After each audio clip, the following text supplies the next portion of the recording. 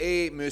Carney, ça fait maintenant 4 jours depuis qu'on a appris que le Canada est le seul pays en récession. Il n'a pas pris une seule question pour expliquer pourquoi il a créé une récession. L'économie est au cœur des priorités de nombreux citoyens en ce moment et de nombreux politiciens également. Vous avez vu le chef conservateur Pierre Poilievre qui a envoyé une lettre en fin de semaine au premier ministre Mark Carney pour lui demander de déclencher un débat d'urgence à la Chambre des communes après la publication de données de Statistique Canada qui montrent que le pays est en récession technique. Ça veut dire quoi tout ça exactement avec nous? Simon Gaudreault, économiste en chef et vice-président de la Fédération canadienne de l'entreprise indépendante. Bonsoir, M. Gaudreault. Bonsoir. Expliquez-nous, c'est quoi une récession technique? C'est quoi la différence avec une vraie récession, disons? En fait, la récession technique, c'est 2 trimestres consécutifs de contraction du PIB. C'est souvent la définition qu'on retient pour les récessions et qui est souvent citée.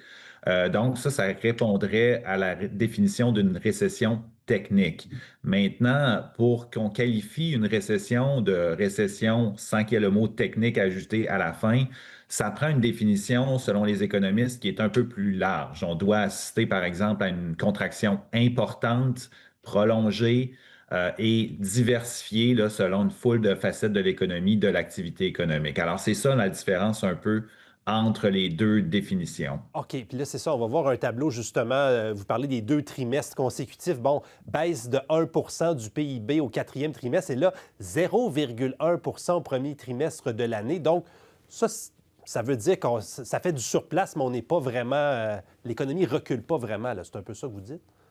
À toute fin pratique, on est en surplace, vous avez raison. Ce qu'il faut savoir aussi, c'est que l'économie ne s'était pas contractée au 3e trimestre de l'année, il y avait eu une contraction le trimestre avant. Donc, toute l'année 2025, on a eu une espèce de momentum en dents de scie.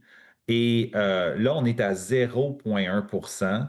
Chiffre d'ailleurs qui est la première estimation de Statistique Canada. Alors, c'est de coutume pour Statistique Canada de revenir après un certain temps, de réviser à nouveau ces chiffres 2 et même 3 fois. Alors, est-ce qu'on peut même assister là, à un renversement de la conclusion par Statistique Canada lorsqu'ils procéderont à des révisions futures? C'est pas exclu. Là, on est très, très proche du 0%. OK. N'empêche, quand on écoute le chef conservateur Pierre Poilievre, il nous dit, écoutez, le Canada est le seul pays du G7 où l'économie fait du surplace ou est en récession, selon le terme qu'on utilise. Est-ce qu'on doit quand même se préoccuper de l'état de notre économie? On est juste à côté des États-Unis où on sait, là, c'est pas évident avec les tarifs. Êtes-vous inquiet de voir ce qui se passe? Il n'y a pas de doute que le portrait économique est mitigé présentement là, au pays. On n'a pas une économie qui est très forte dans le sens où, par exemple, Statistique Canada au premier trimestre notait que au niveau des exportations, les exportations de véhicules on n'ont pas bien progressé. C'est plutôt du côté du pétrole qu'on a enregistré de meilleurs résultats. On a une diminution ou en fait, on a une diminution de l'immigration. On a changé nos critères, ce qui amène un peu un frein au niveau de la démographie, qui est souvent un facteur très important là, pour faire croître l'économie.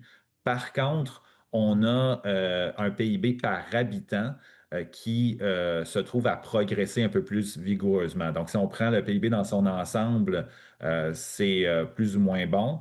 Et lorsqu'on le divise par habitant, là, on obtient de meilleurs chiffres. Du côté, par exemple, des secteurs, là, on va avoir un secteur de la construction, par exemple, construction résidentielle, où ça ne va pas particulièrement bien présentement. Commerce de détail, on est plutôt, je vous dirais, on voit une certaine résilience dans le consommateur canadien. Donc, encore une fois, un portrait là, qui est mitigé quand on regarde un ensemble d'indicateurs, et je reviens à la définition plus consensuelle des économistes, ça prend un ensemble de variables là, où ça va pas très bien et on voit une baisse prolongée. Et pour l'instant, là, il n'y a pas assez de cases qui sont cochées là, sur la liste là, pour se prononcer en faveur d'une récession. Ouais, c'est intéressant. Et là, si vous sortez votre boule de cristal, on a vu le taux de chômage augmenter tranquillement aussi. Ça veut dire quoi pour les emplois dans la prochaine année, pour le portefeuille ou le compte de banque de monsieur, madame, tout le monde à la fin du mois?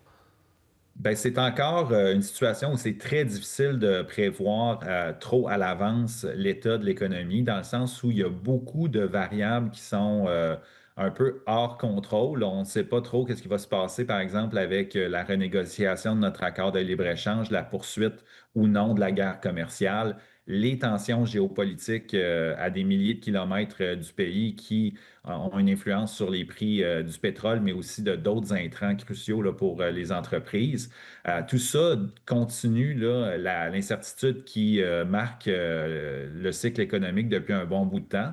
Et ça fait en sorte là, que c'est difficile de voir bon, où est-ce que l'économie va se diriger au final pour la fin de 2026, voire au-delà.